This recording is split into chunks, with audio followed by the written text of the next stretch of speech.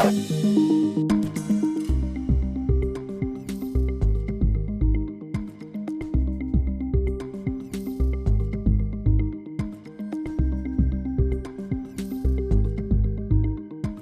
now, from the CFTK-TV studios, this is Open Connection with your host, Robert Pictou.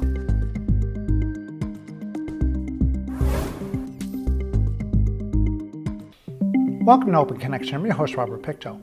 In the early 1940s, the Canadian Pacific Railway Company purchased, in a very short time span, 10 Bush airlines to form Canadian Pacific Airlines. In 1968, Canadian Pacific Airlines rebranded SCP Air. On today's Open Connection, we open our archives to bring you this story from 1988.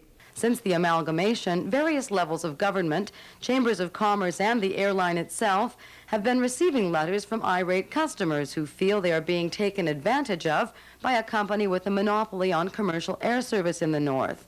It's true Canadian Airlines is the only major air carrier servicing the region, but company officials say they are doing their best to provide adequate service, and that certain problems are a natural byproduct of a major company reorganization like this one. But a lot of Northwest residents don't buy that, and they want the service they've been used to restored. Sandy Sandals has been traveling between Terrace and Vancouver for many years and was extremely upset after a CAI flight to the Lower Mainland in the fall. Well, I was, like I say, I was really upset about the whole flight, everything from late departures and arrivals and departures and the stories they told us and our luggage being bumped and no service on the aircraft and all these things. And I'm by the way, a very easygoing person and don't usually get that was my first letter to the editor, and I'm 65 years old, so, that doesn't mean I'm a habitual complainer. I'm not.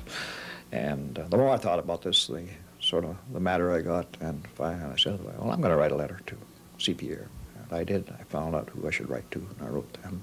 And at the same time, because I knew a lot of other people that have had similar problems, I'd send copies to where they might do some good, which I did to the Chamber of Commerce and the paper, and that is what I did when I got back. Did you get any reply from the airline? No, I did not get any reply from the airline, and that's another thing that makes me even more, upset about the fact that regardless of whether my letter was non-complimentary, they should have the courtesy at least to reply, I would think. I would have. Complaints about air service continued into the winter, and finally Canadian Airlines agreed to send one of its top executives to the area in an attempt to calm the waters. CAI's Western Vice President, Duncan Fisher, assured local business and community leaders the airline was committed to providing Northwest residents with the best possible service. We care. We absolutely care, because if we don't care, we're certainly not going to be in the marketplace very long. We're here for the long pull. Certainly, if we don't service the area properly, we're not going to be carrying those passengers beyond Vancouver to other points in Canada, whether it be Toronto, Montreal, Ottawa, etc. Canadian Airlines does care. We're committed to service levels, and we're continuing to improve them.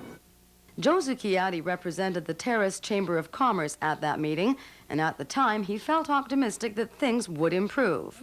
Well, we feel satisfied that they're listening to us, but the proof will be in the pudding. The proof will be in the level of air service over the next month or two. I think that if this improves to a satisfactory, to a pre-amalgamation level, I think the Terrace people and the people in the north in general are going to be happy with it. But if that service does deteriorate and continues to stay at this level, then the people definitely won't be satisfied and definitely be clamoring for another carrier. But some months later, Zucchiatti's feelings of optimism had faded. Well, my feelings are that Canadian Airlines, they now have a monopoly service in this area, and they just do whatever they want to do. Some of the atrocities that they've committed, to me personally and to the other travelers, are not within the scope of the Canadian Transportation Commission. And I've advised the minister, Mr. Crosby, of these non-attempted landings. When they have an advertised flight, they do have to make an attempt to land. But if that plane is needed elsewhere to satisfy their Calgary customers, to satisfy their Winnipeg customers, where the customer can jump to another airline, then they'll just stop the flight to Terrace and shuttle the aircraft off somewhere else. Like many business people in the north, Zucchiatti flies frequently. As the director of tourism for the Terrace Chamber of Commerce, he's not only concerned about ensuring the general public is provided with adequate air service, he's also had his own share of headaches. Yeah, well, my personal experience has been very, very frustrating over the fall period, especially. I travel approximately 2 to 3 times a month to Vancouver and back for continuing education courses and other aspects of my business and pleasure trips. This fall was very, very frustrating. We were sitting at the airport on a Saturday morning. I can get the date here for you. Date was on the 29th of October. No attempt to land at Terrace. The flight is diverted by the Calgary Dispatch somewhere over Kitimat. Open Connection will be right back after these messages. And now, from the CFTK-TV studios, this is Open Connection with your host, Robert Pictou. Thanks for staying with us. After the war, the Terrace Airport was a prize in a heavyweight competition between Queen Charlotte Air and CP Air over the allocation of the air route from Vancouver to Prince Rupert.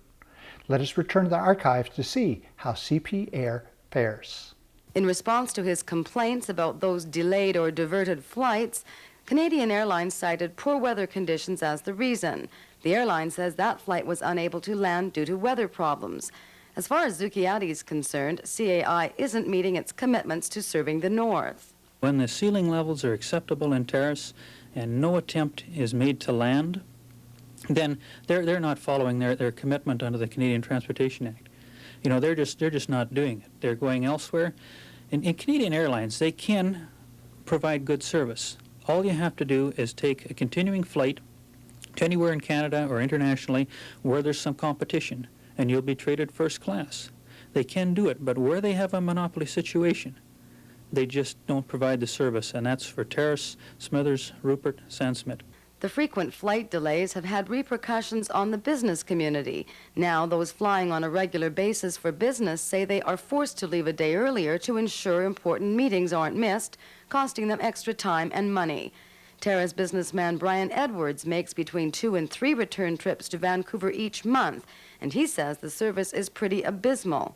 When I talk about service, I mean the ability to be able to get in and get out of the Terrace area. And we have difficulty with weather conditions in this area, and we've lived with it for years. But prior to the CAI coming into existence, Canadian Pacific, I think, served the area well. We used to have guarantee of a flight a day. If it didn't land, we'd get bussed out so that you could either go to Prince Rupert and get on an aircraft much later than day and still get to Vancouver if that's where you were going or wherever.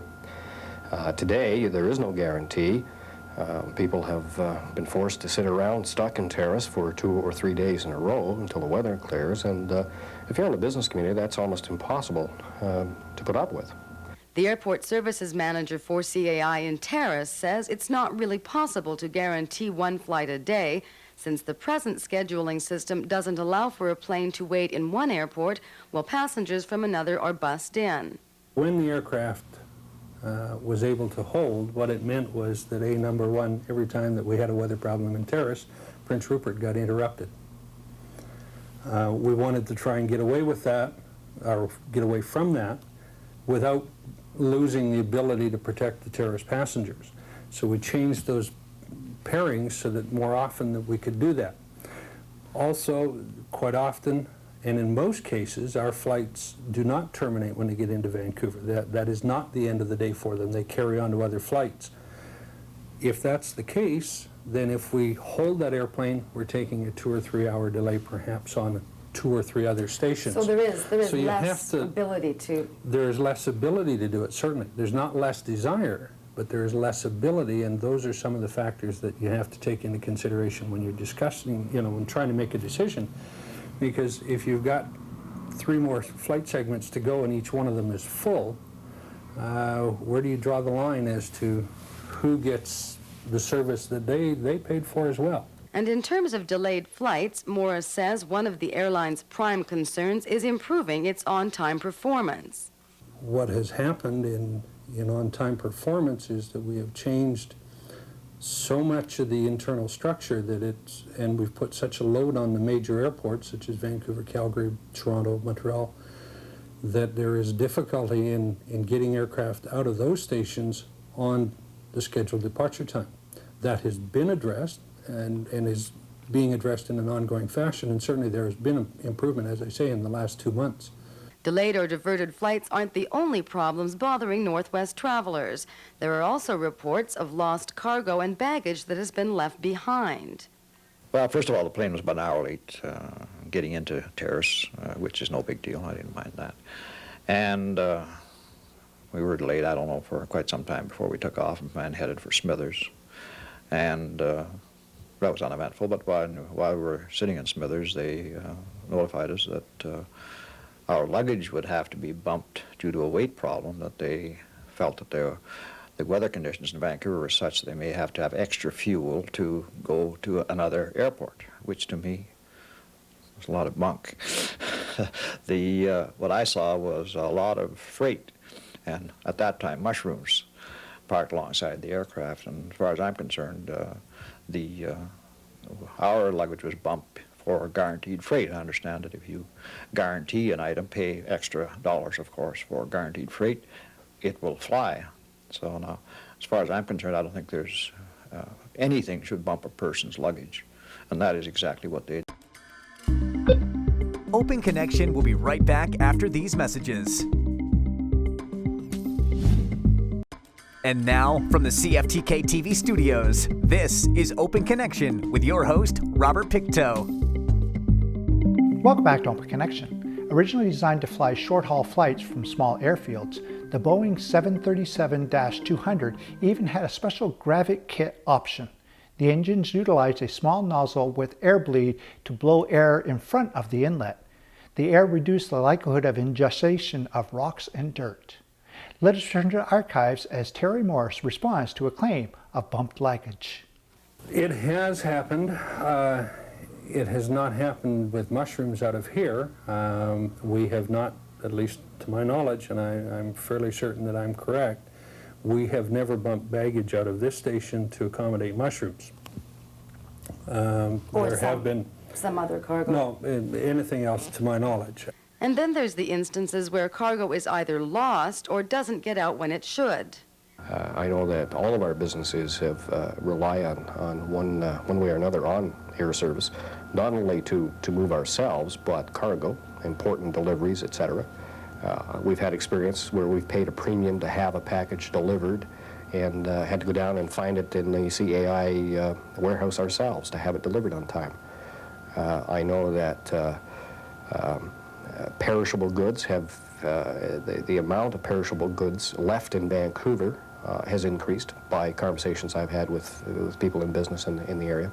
Mark Van Herd knows the frustration of losing valuable cargo after she paid to have a package of important papers sent to Vancouver for her company's annual general meeting. We paid almost $100 to have it delivered, and when Monday morning came, nobody knew anything about it. We knew it had left the Terrace Airport, but where it was in Vancouver, nobody knew. Fortunately for me, Mr. Weber was there, and he went out to the airport and checked. All the parcels were marked, "Rush, rush, please deliver." And when he found it, it was on the top shelf in their storage room, marked "Hold for pickup." Morris says the airline did expect there would be problems with cargo and baggage, but not to the degree that has been experienced in the past several months since CAI was formed. I suspect they were anticipated, but they didn't anticipate the volume of the problem, the size of the problem. A prime example is the situation in Vancouver, where the baggage accumulation equipment that we are using today as Canadian Airlines is the equipment that was installed by CP Air some 10 years ago at traffic loads that were far less than what we're handling today. On top of that, when we put the system together, it jumped by something in the neighborhood of 40 to 50% more bags to handle in the same system, literally overnight. During his visit to the Northwest, Duncan Fisher did admit that baggage and freight services were a problem. We're not happy. We haven't been happy with our freight and baggage services in the past. That's one of our top priorities.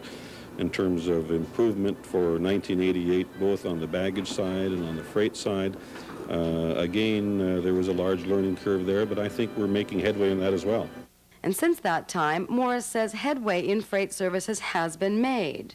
I think it has improved. I think there's still room for improvement, and I think that part of those improvements again lie in the major base of Vancouver, and they are trying very hard to make that. And it's just a case of taking facilities that were never designed to handle the volume of freight that goes through them. One of the other people who has been hearing a lot from disgruntled northern travelers is Skeena MP Jim Fulton. He says he has opened 10 separate files to deal with the volume of complaints coming in. Fulton says not only are people upset about missed flights and baggage delays, there's a problem with in-flight service too. Even a flight that I took in December as an example, as a matter of fact, I wrote an article about it. I was so enraged, not so much on my own behalf. I'd missed connecting flights to take me back to work in Ottawa, but there was an elderly passenger waiting for that flight here. He eventually got transportation over to Smithers, and it was many hours. If my memory serves me well, it was about 10 hours between the time that the original flight check-in occurred and we actually got up into the air and headed down to Vancouver. And then what did Canadian Air, ultimately all they offered was peanuts. They didn't offer a sandwich. They didn't come and offer people coffee in the airport. They didn't provide the kinds of inexpensive, accommodating services that I think corporations have a responsibility to provide to the traveling public. If people have been inconvenienced for 4, 5, 6, or 10 hours, surely you can spend 75 cents to have backup sandwiches or backup whatever, because a passenger coming from Terrace or Kitimat over to Smithers or over to Rupert, you can't expect them at the airport to pick up the phone and order a pizza. Sandy Sandals had a similar story following his flight to Vancouver in November. And the other thing, as you know, usually when you fly down there, there was a meal supposed to be on that plane, and they notified us that someone had forgotten to put the meals aboard. So we wound up with a package of peanuts and a soft drink. And by the time we got to Vancouver, of course, it's late afternoon, and and everyone on board, I suppose, hadn't had anything to eat since breakfast. So it was kind of a long day on a package of peanuts. And to say someone had forgotten, to me, that's ridiculous. Who would forget? The caterer, the airline, someone would have remembered that there are 100 people depending on them for a meal. So, and to add insult to injury, they never even so much as brought around a magazine on the flight down. Nothing whatsoever. There was no service. Open Connection will be right back after these messages. And now, from the CFTK-TV studios, this is Open Connection with your host, Robert Pictou.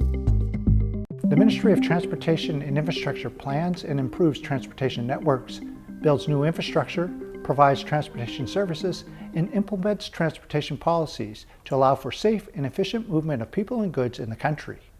In this final segment of Open Connection, we return to the archives as the then minister responds to airline complaints. Eventually, the discontent of Northwest air travelers came to the attention of the Ministry of Transportation in Ottawa. In late January, the Terrace Chamber of Commerce received a letter from Transportation Minister John Crosby saying, National transportation officials have indicated that because of an unusual number of complaints received respecting airfares and the level of service provided by CAI between some northern communities in BC and Vancouver, they are investigating the matter in order to determine what problem may underlie these complaints and how the situation may be improved. Upon receiving the letter from the Minister of Transportation, Zucchiatti was predictably pleased. Absolutely, absolutely. And to get a response from that level of government, from the minister himself, that's great. You know, they're on to it. They're going to investigate the airlines. Canadian Airlines was asked to provide its comments on the issue to the National Transportation Agency. When agency officials have completed their analysis of CAI's comments, Crosby says the public will be informed of any recommendations being made to the airline. Although the Transportation Minister has not made a visit to northwestern BC for some time, one of his colleagues has. Federal Fisheries Minister Tom Sidden was inconvenienced when his flight to Terrace was canceled. I think I'll take a message back to John. I've experienced the tribulations of getting in and out of Skeena in the wintertime on other occasions, but This time they scrubbed the flight before it even left Vancouver, so it meant a number of changes in our plans and trying to get a rental car once you arrived in Prince Rupert and weather problems, but we made it. Fulton feels the situation only proves that airline deregulation in northern Canada has failed. Again, it was the minnow eating the big fish. PW was a much smaller airline, eating a very, very large airline.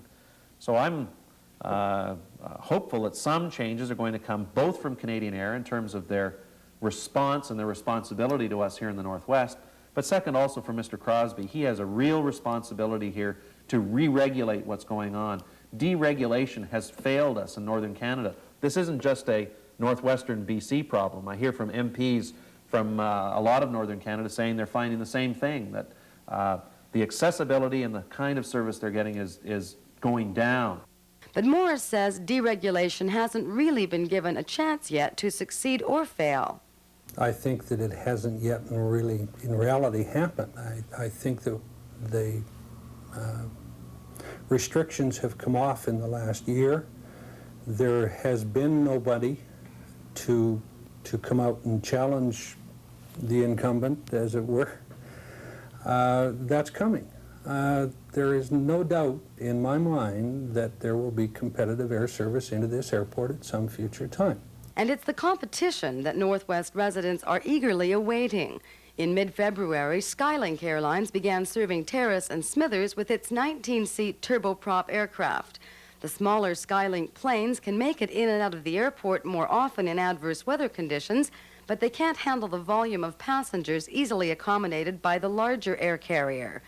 At least 2 other airlines have expressed interest in serving the Northwest, but so far no commitments have been made. In the meantime, those who have spoken out against the present level of air service in the region continue to hope another air carrier will move into the Northwest soon. I know there are a lot of people who fly a lot who will by preference go to Air BC just to sort of show Canadian Air how disgruntled they are with the service. And I think we'll have to see whether or not the new air connections here in the Northwest pick up enough passengers that they can start expanding and ordering more and larger aircraft to truly become competitive. Some of us have written letters and we've talked, and I guess we're tired of it, and we're just quietly waiting and seeing if there's going to be an alternative. I think that'll be fantastic. I think that is the only way that Canadian will respond. Canadian can provide good service. They do provide good service wherever they have competition. Until we get competition in this area, until either Air BC comes in with their new jets or till Ward Air comes in, then Canadian will just continue to carry on the way they have. Once there's competition, then we'll see the other side of Canadian Airlines International, the side that will provide a good competitive service. By that time, it's probably going to be too late for Canadian. I won't fly with them again unless I have to. That's positive. Now, I'm not saying I'd fly down on a Beaver or to Vancouver, but I think any airline that's recognized as a reliable airline, I'll take them first. Even if it takes me an hour longer to get there, I'll fly with them. Canadian Airlines is also looking forward to a little competition. Even last December, Duncan Fisher said, Increased service will always be an issue of concern to us. We look forward to working with the community leaders and with our local management to determine what kind of scheduled services are required as far as frequency is concerned, and we're certainly going to be standing up to the mark, providing the numbers of flights and the number of scheduled services commensurate with demand. Thank you for joining us for this episode of Open Connection. The greatest distance in the existence of man is not from here to there, but the connection from his mind to his heart. If we can conquer that distance, we soar like an eagle and realize our immensity within. I'm Robert Pictou.